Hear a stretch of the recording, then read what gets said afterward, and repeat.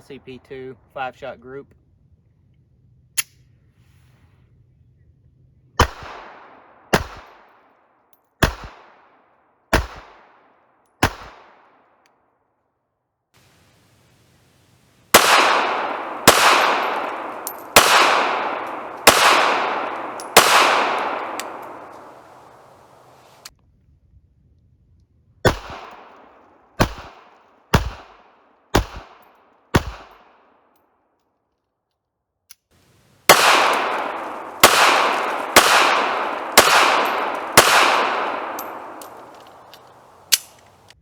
Alright, now 5 shots with the LCP Custom.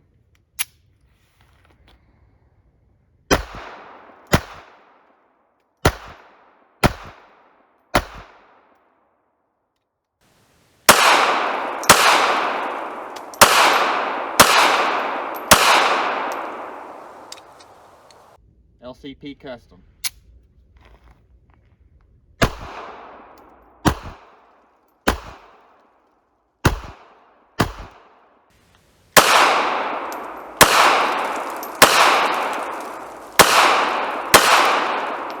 Alright, now we got the Glock 42.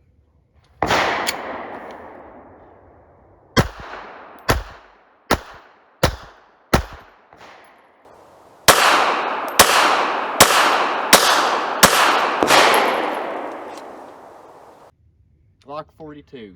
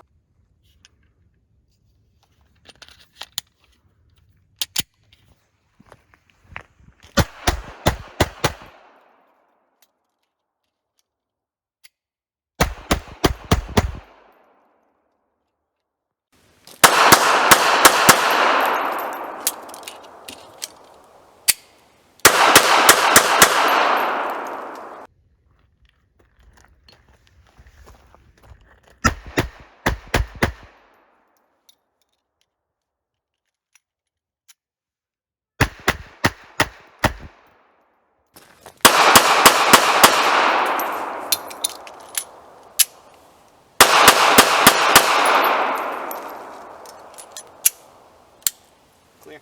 Yeah. Do not drop LCP mags. They're bright.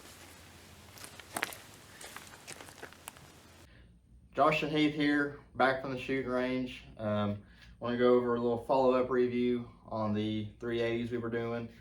You can see we got a clean guns here.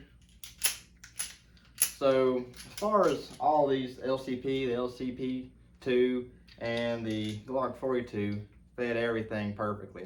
We've shot reloads through them, we've shot some bulk ammo through them, we've shot hollow points through them, all kinds of defense rounds through them. Everything seems to shoot great through them. I myself have actually carried the Glock 42 quite a bit. I've also carried the LCP2. I think, Keith, you've carried the LCP2 some? Yeah, mostly carry the Custom. I like the trigger a little bit better on it. It's a little more reliable.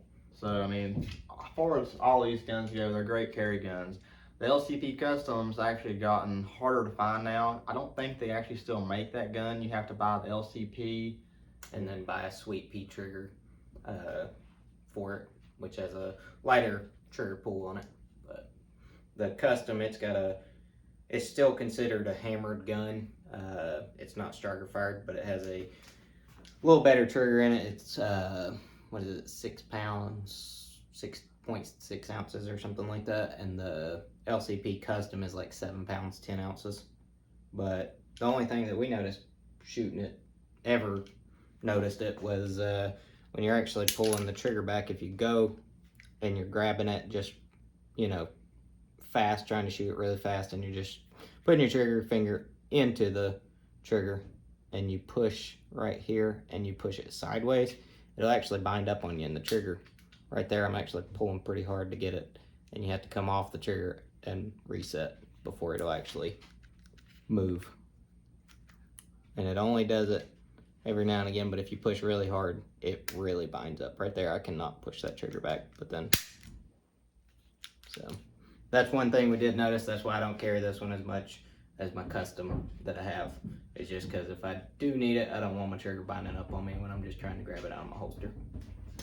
But like I said, that's also, you know, everybody's gonna have different experiences with it. That's just the experience we had with it that we didn't like about it as much as the custom and also the Glock 42. Like I said, that may not bother you.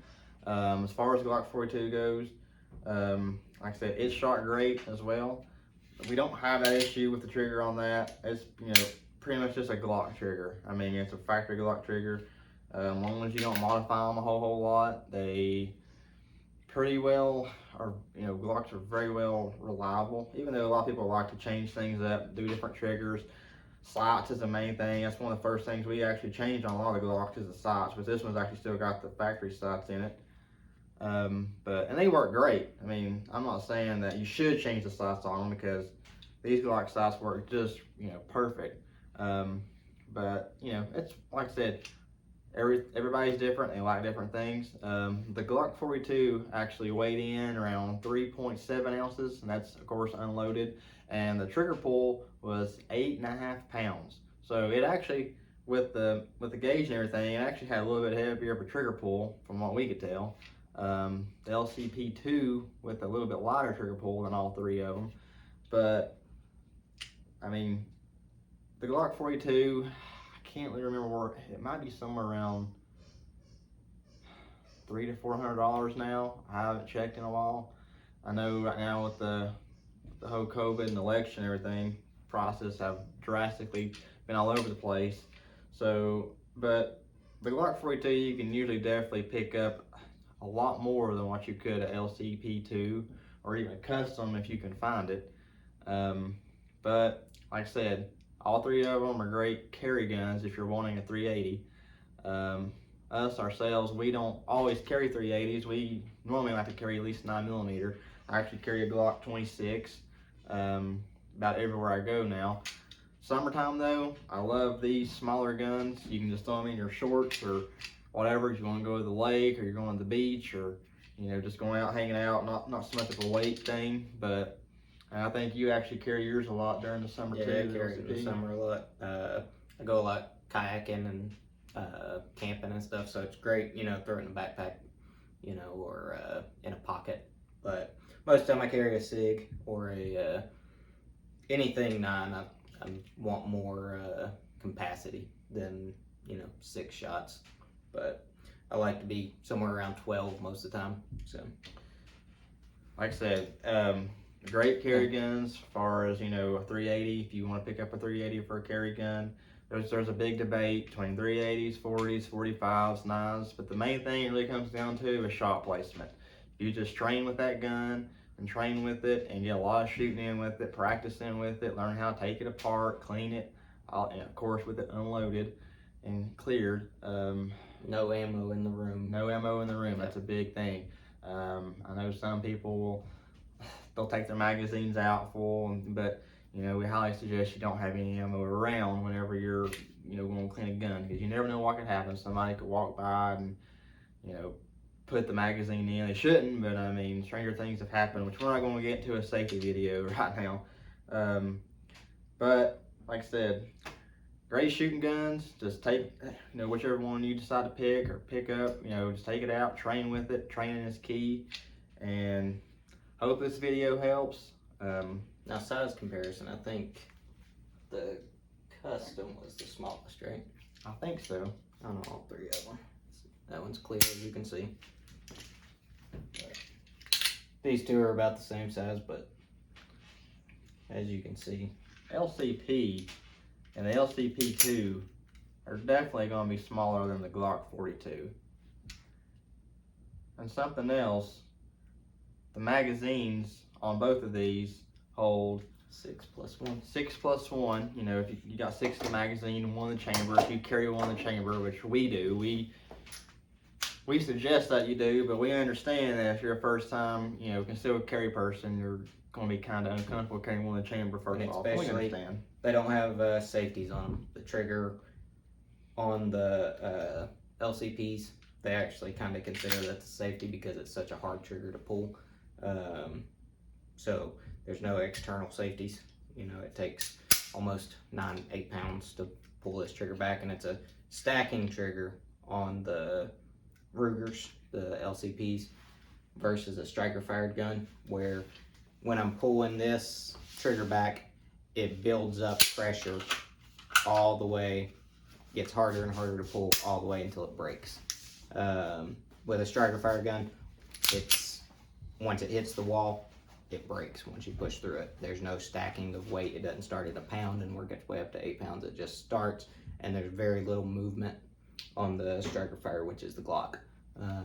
And once it gets to that wall and it pushes through it, that's when the striker actually hits the firing pin, and the firing pin, you know, ignites the bullet. So just kind of options for holsters. This is outside the waistband holster with a release on it. Also got a sticky holster, which I've actually used on LCP 2s and the Glock 42. They're pretty nice holsters. those are great for cargo pockets. I've got one for the Glock 42. That's for the LCP. Yeah, that one's for the LCP. These are great for like cargo pockets, or in a pocket in your purse, backpack, something like that. Always, if you do put a gun in a dedicated pocket, make sure that's the only thing that's in the pocket. You don't want any pins, keys, lipstick, nothing like that, because if it does come out and that, you know, you're pushing your gun around or it's bouncing around and it, you know, say your chapstick hits that, you could have a negligent discharge and, you know, shoot yourself, you know, by accident. And so always, whatever pocket you do decide to carry in, that's the only thing that goes in the pocket, nothing else. And something else to show you, if you can see, if you go there and sit on camera, see if you can see these. Back up just a little bit, right there. You can see the size what you got on the Glock 42. You've got a more, you know, better sight picture on the Glock than what you've got on the, this is LCP Custom. Here's the LCP2. Now, something that I actually did on my LCP2 is took some white paint and put it on the front sight, just, you know, something for your eye to pick up and get a better sight picture on. But, you know, like I said, most people change the sights on the Glock. As far as LCP2, these sights right here are not interchangeable. They are made on the slide, so that is one advantage on the Glock. If you don't like the sights on the Glock, I think you can change them. the same way too. You can change the customs. Yes, you can change the one on the customs, but there again, if you can find a custom, pretty sure they don't make that gun anymore. Yeah. But hey, the LCP2, like I said, for the price point, it's cheaper. And one thing with the sights too on the LCP2 is they're actually rounded off. They're smooth, so whenever you're pulling out of a pocket or out of your, you know, purse or something, it doesn't snag. Where, as you can see, the difference, how much sharper that is versus that. So, you know, it's more likely to catch on your pocket if anything happens. so hopefully that answered some of your questions about the two.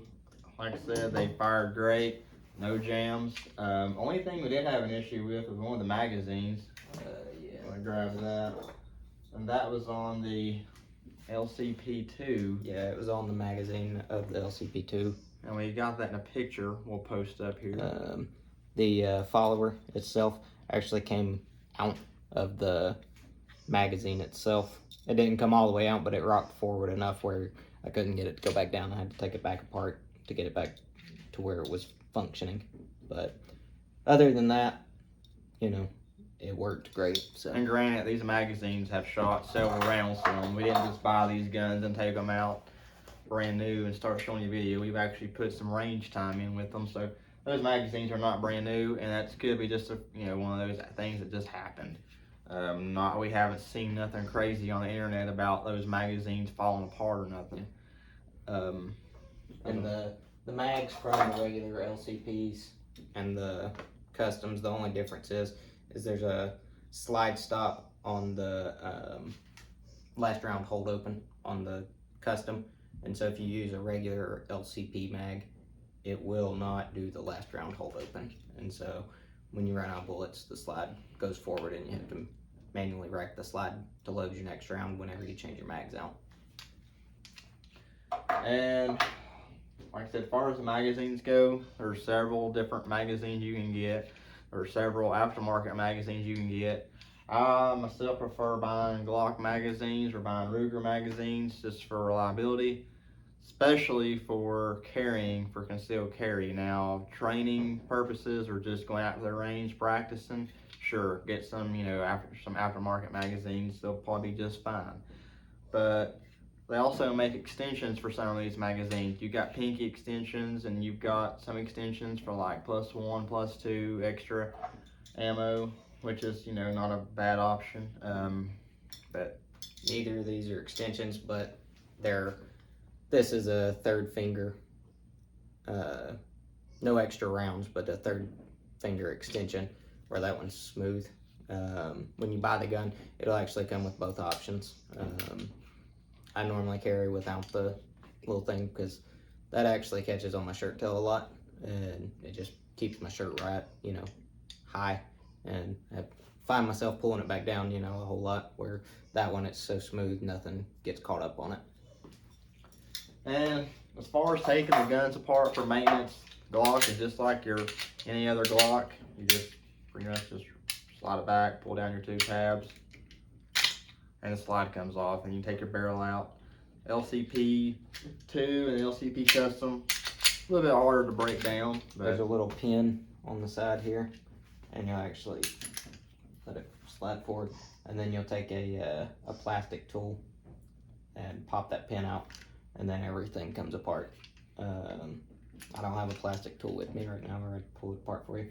But something else I noticed was this little pin that holds it together.